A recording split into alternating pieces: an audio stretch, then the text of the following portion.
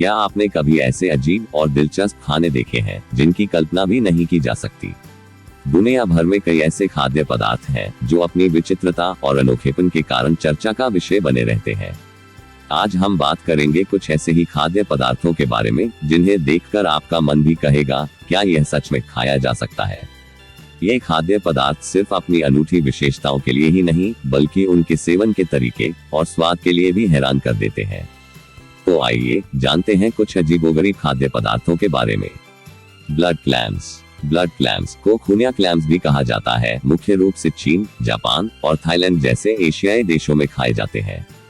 ये समुद्री जीव भोजन का एक विशेष प्रकार है जो अपने लाल रंग के कारण पहचाना जाता है। ब्लड क्लैम्स का मांस सामान्य क्लैम्स से अधिक लाल होता है, जिसका कारण इनमें हीमोग्लोबिन की अधिक मात्रा है, जो इन्हें ब्लड क्लैम्स नाम देता है। चीन में विशेष रूप से शंघाई और उसके आसपास के क्षेत्रों में ब्लड क्लैम्स का सेवन काफी लोकप्रिय है। इन्हें सूप, स्टिर फ्राई और विभिन्न समुद्री व्यंजनों में इस्तेमाल किया जाता है। थाईलैंड में भी ये एक पसंदीदा व्यंजन है, जहां इन्हें मसालेदार सॉस के साथ परोसा जाता है। ब्लड क्लैम्स का स्वाद अन्य क्लैम्स से थोड़ा अलग और अनोखा होता है, जो समुद्री भोजन के शौकीनों को बहुत पसंद आता है।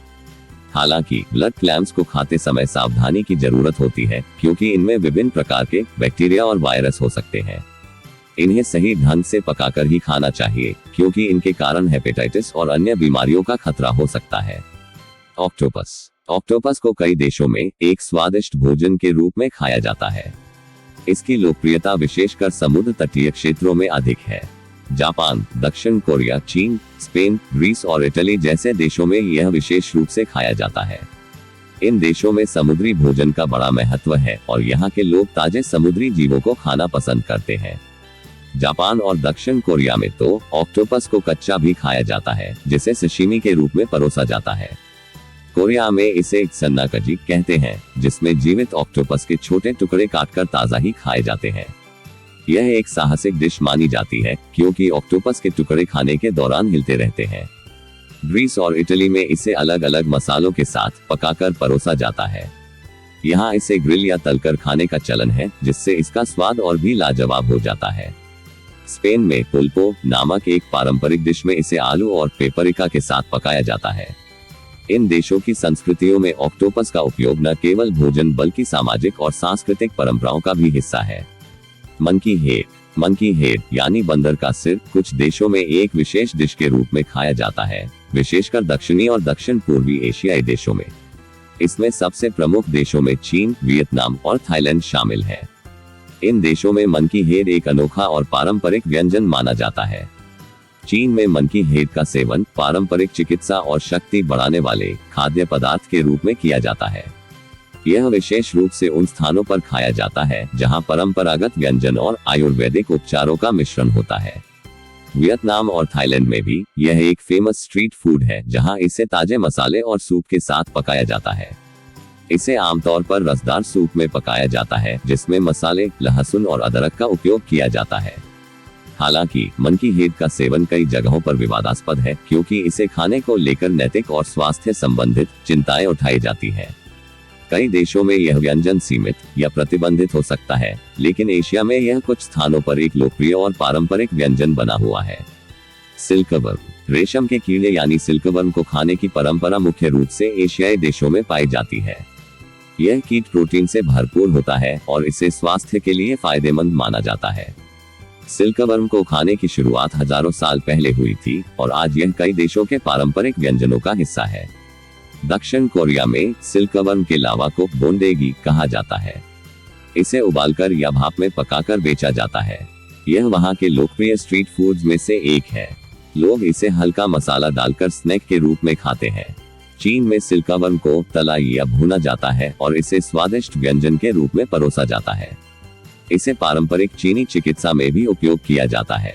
थाईलैंड और वियतनाम में सिल्कवर्म को विभिन्न प्रकार की डिशेज में तैयार किया जाता है। इसे मसालेदार तरीके से पकाकर या फ्राई करके खाया जाता है। वहां के बाजारों में यह आसानी से उपलब्ध है और लोग इसे बड़े चाव से खाते हैं। भारत में सिल्कवर्म खाने का चलन मुख्य धारा में नहीं है, लेकिन उत्तर पूर्वी राज्यों जैसे असम, नागालैंड और मणिपुर में कुछ आदिवासी समुदाय इसे खाते हैं। यहाँ इसे प्रोटीन का सस्ता और पोषक स्रोत माना जाता है। आजकल सिल्कवर्म को एक टिकाऊ और पर्यावरण के अनुकूल भोजन के रूप में देखा जा रहा है।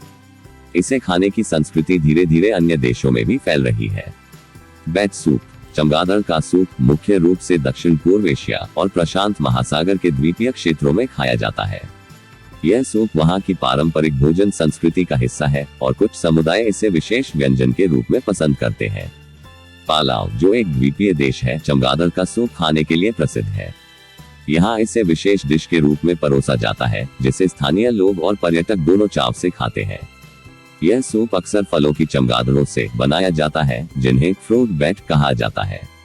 इंडोनेशिया और थाईलैंड जैसे देशों के कुछ ग्रामीण इलाकों में भी चमगादड़ के मांस को पकाने और सूप के रूप में परोसने की परंपरा है। इसे स्वादिष्ट बनाने के लिए मसाले और जड़ी बूटियों का उपयोग किया जाता है।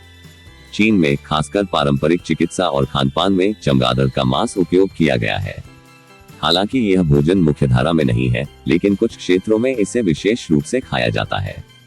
यह सूप प्रोटीन और पोषण का स्रोत माना जाता है, लेकिन इसके स्वास्थ्य जोखिमों को लेकर चिंता भी जताई गई है। चमगादड़ों से जुड़ी कुछ बीमारियों जैसे वायरस संक्रमण ने इस भोजन को विवादों में ला दिया है।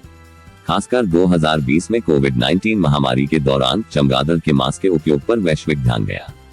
हालांकि चमगादड़ का सूप मुख्य रूप से कुछ खास इलाकों और संस्कृतियों तक सीमित है और इसे बहुत से लोग नहीं खाते। बालुट एक अनोखा और पारंपरिक व्यंजन है, जिसे मुख्य रूप से फिलीपींस में खाया जाता है। यह व्यंजन एक उबले हुए बतख के अंडे से तैयार किया जाता है, जिसमें भ्रूण का विकास हो चुका होता है।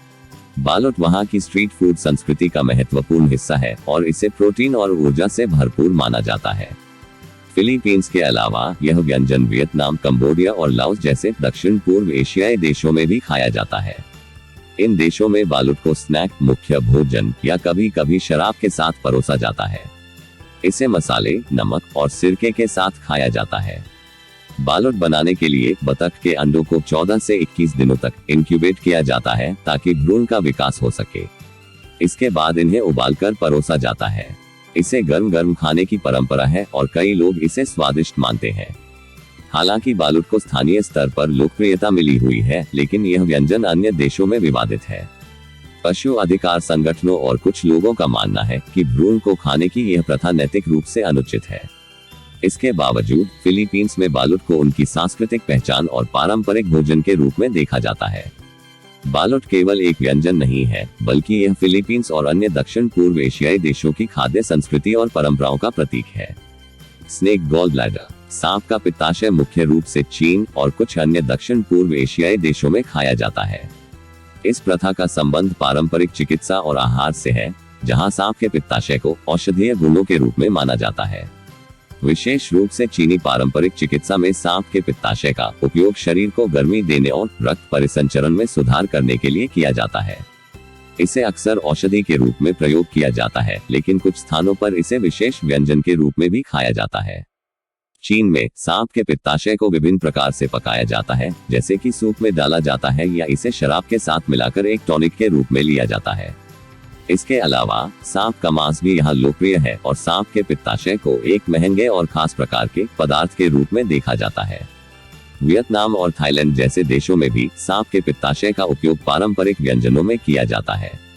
यह विशेष रूप से उन लोगों के बीच प्रचलित है जो पारंपरिक आहार या औषधीय दृष्टिकोण से इसे लाभकारी मानते हैं। हालांकि सांप का पित्ताशय कुछ देशों में एक पारंपरिक चिकित्सा उपाय के रूप में देखा जाता है, परंतु यह व्यंजन कई बार विवादों में भी रहा है, क्योंकि इसके सेवन से जुड़े स्वास्थ्य जोखिम और पशु अधिकारों के मुद्दे उठते रहे हैं। लाइव बेबी माइस। जिंदा चूहे के बच्चे कुछ एशियाई देशों में विशेष रूप से खाए जाते हैं और यह मुख्य रूप से चीन, कोरिया और वियतनाम में एक विवादास्पद और पारंपरिक व्यंजन के रूप में खाया जाता है। इन देशों में कुछ लोग इसे एक विशेष प्रकार की खाद्य सामग्री मानते हैं और इसे शारीरिक शक्ति और सेहत को बढ़ाने के लिए सेवन करते हैं। चीन में जिंदा चूहे को भी कुछ विशिष्ट रेस्टोरेंट्स में परोसा जाता है, जहां यह भोजन को एक गैस्ट्रोनोमिक एडवेंचर के रूप में प्रस्तुत किया जाता है। चूहे को शराब या अन्य सॉस के साथ सेवन किया जाता है। इसके सेवन को पारंपरिक चिकित्सा में भी कभी कभी उपयोग किया जाता है। दक्षिण कोरिया में भी जिंदा चूहे खाने की प्रथा कुछ खास इलाकों में पाई जाती है। इसे विशेष रूप से ताकत बढ़ाने वाला माना जाता है। हालांकि यह प्रथा पूरी दुनिया में विवादित है और कई जगहों पर यह कानून और पशु अधिकारों से जुड़े विवादों का कारण बनती है। इसके सेवन से स्वास्थ्य जोखिमों के बारे में भी चेतावनियां दी जाती हैं, जैसे संक्रमण या संक्रामक बीमारियां।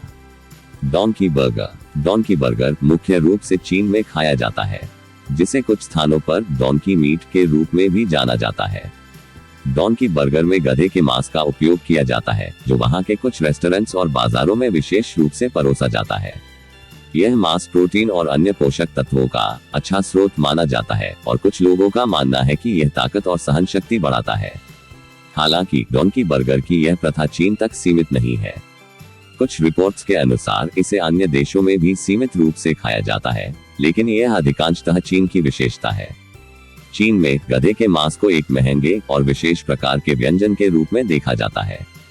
इसका सेवन कुछ स्थानों पर आम है, जबकि अन्य स्थानों पर यह विवादास्पद है, खासकर पशु अधिकारों और स्वास्थ्य संबंधी चिंताओं के कारण। डोंकी बर्गर के मांस की आपूर्ति और सेवन पर कई बार कानूनी और नैतिक विवाद उठ चुके हैं। तो दोस्तों, ये खाद्य पदार्थ सिर्फ अपने विचित्र रूप और स्वाद के लिए ही नहीं, बल्कि उनकी उपस्थिति और बनावट के कारण भी बेहद असामान्य होते हैं। दुनिया भर में ऐसे बहुत से खाद्य पदार्थ हैं जो खाने की हिम्मत रखने वालों के लिए ही होते हैं। अगर आप भी इस प्रकार के घिनौने खाने के बारे में और जानना चाहते हैं, तो वीडियो को लाइक और हमारे चैनल को सब्सक्राइब करें और बताएं क्या आप इनमें से किसी को आजमाने की हिम्मत रखते हैं। धन्यवाद।